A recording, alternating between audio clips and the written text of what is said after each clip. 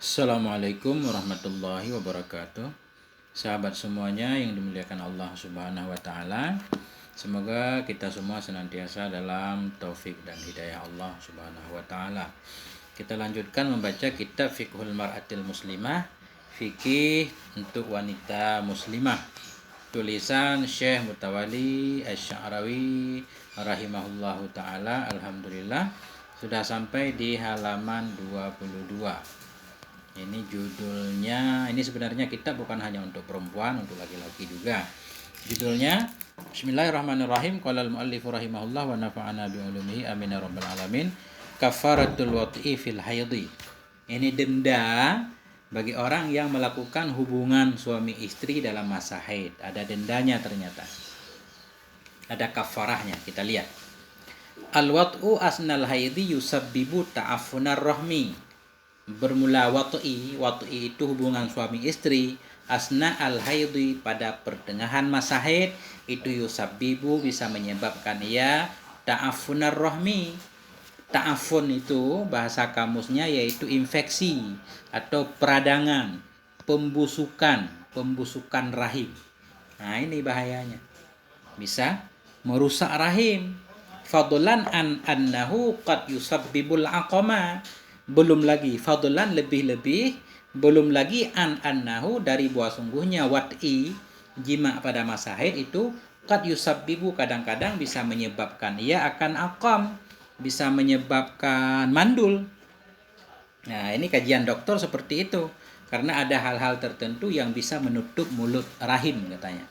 Sehingga benih-benih tidak bisa nyampe ke situ, terjadilah kemandulan. Ini menurut Syekh Mutawalli Asy-Sya'rawi. Tentunya beliau menulis kitab ini sudah berdasarkan data yang bisa dipertanggungjawabkan. Fahuwa min asyaddil amradi ilaman lil mar'ah. Fahuwa maka dianya ta'afun, infeksi rahim tadi itu min asyaddil amrad.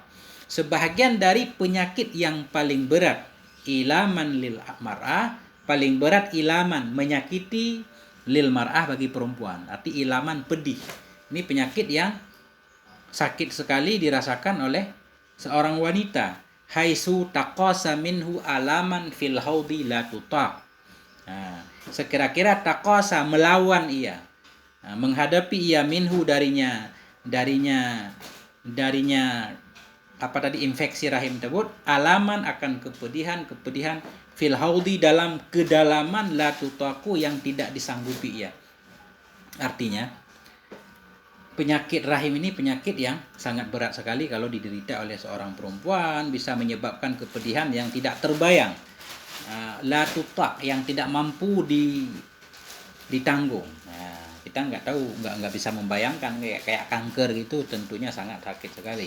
Wartifaan fi darajatil hararah, dan bisa terjadi peningkatan irtifaan ilaman kita atas itu kanker rahim lah, katakanlah kanker rahim atau pembusukan rahim itu sebahagian dari penyakit yang irtifaan yang sangat tinggi sekali fi darajatil hararah, dalam derajat panasnya. Dia seperti membakar ya, panas menyengat sakit. Wal mudha'afatil ukhra al khatarata allati takunu natijata zalika ta'affun. Wal mudha'afah, dan macam-macam yang lain, al khatarah yang bahaya allati takunu yang ada ianya semua itu natijah efek dari demikian pembusukan rahim. Jadi kalau rahim membusuk terjadi kanker, tentunya akan ada bahaya-bahaya yang lain yang efek dari penyakit tersebut. Karena penyakit kalau kanker kalau sudah menimpa maka akan terjadi apa ya, macam-macam penyakit yang lain akan mudah terkena. Hadza bin nisbah lil mar'ah, bermula ini itu dengan nisbah bagi perempuan. Ini derita yang diakibatkan atau yang dirasakan oleh seorang perempuan ketika dia melakukan hubungan dalam masa haid. Kalau laki-laki apa? Amma bin nisbati lil idrari allati tusibur rajula famin ahammiha iltihabatun haddatun tusibul ihlila wa ghuddata kofr wal prostat wal huwaisilatal manwiyah wal khassiyataini wal barbah. Banyak banget nih penyakit. Nah, tadi untuk perempuan. Amma bin nisbah lil idrar, Adapun dengan dibandingkan bagi bahaya atau lil adrar, bagi bahaya, jamak ini adrar, bagi bahaya-bahaya allati tusibur rajul, yang akan menimpa ya laki-laki. Famin ahamiha, maka sebahagian dari sepenting-pentingnya bahaya yang menimpanya laki-laki itu iltihab. Iltihab itu dari lahaba, lahabun, nabu lahab, nyala. Nyala api. Artinya di sini infeksi, radang. Nah, iltihab itu peradangan, infeksi. Penyakit yang diderita oleh laki-laki ketika dia suka melakukan jima dalam masa haid itu iltihab. Terjadi peradangan. Iltihabatun, berbagai macam peradangan jama. Apa aja? Haddatun tusibul ihlil. Haddah, rasa panas. Infeksi itu panas. Peradangan yang menimpa ya ihlil. Saluran kemaluan, saluran kencing.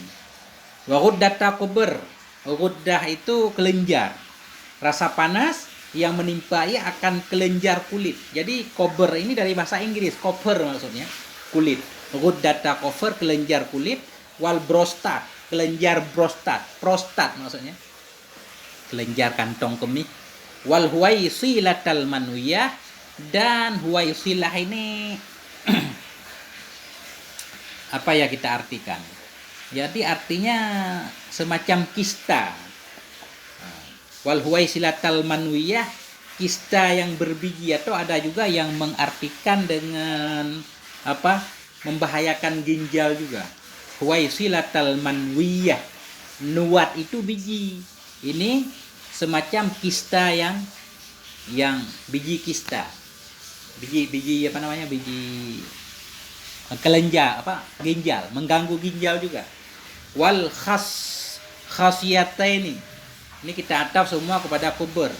Kelenjar dua bola itu, bola laki-laki itu khasiyataini.